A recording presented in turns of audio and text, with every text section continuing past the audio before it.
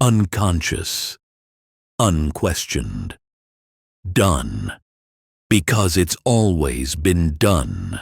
My weirdness began from an inability to unsee the weirdness of normal. I wanted to question everything. I wanted to move sideways while the crowd moved forward. But here's the catch. The weirder you are, the harder the world hits back. Sure, rock and roll celebrates weirdness. So do art schools, dive bars, some corners of the internet. But that's just the aesthetic layer, the surface celebration. Scratch it, and you'll find that most people still want you to be legible, useful, marketable, easy to categorize. They want your weirdness to be fun, not confusing, decorative, not destabilizing. The middle of the bell curve, that's where life is easy. You fit. You're fluent in the dominant language. You don't have to translate yourself every day just to be understood. But when you live out near the edges, when your instincts, ideas, and aesthetics sit far from the norm, you spend your life negotiating. You're either fighting to be heard or hiding to stay safe. And that's the rub. Being weird isn't the problem. The problem is what the world does to weird. They say if you're too far from the center, the world forgets your name. It's not true, of course. The world remembers you.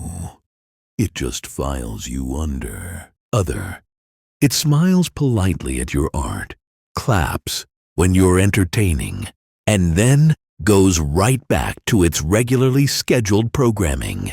Your flavor, not sustenance. A novelty. A vibe. But here's the strange paradox. Normal is invisible. No one sees it, but everyone serves it. It's the wallpaper of existence. It's the grease in society's gears. Being normal means never having to explain your motives, your references, your haircut.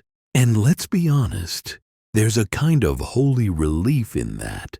You can move through crowds without static. You don't have to translate your soul.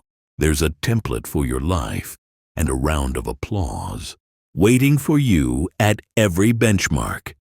Job, car, spouse, mortgage, funeral. But for some of us, the outliers, the friendly weirdos, the diagonal thinkers, normal feels like trying to breathe through a straw. It's not that we want to be misunderstood. We just want to be true. And that truth doesn't always fit in the box. Sometimes it's a flaming bus parked in the desert with poetry carved into its metal. Sometimes it's a motel room turned art installation, no permissions asked.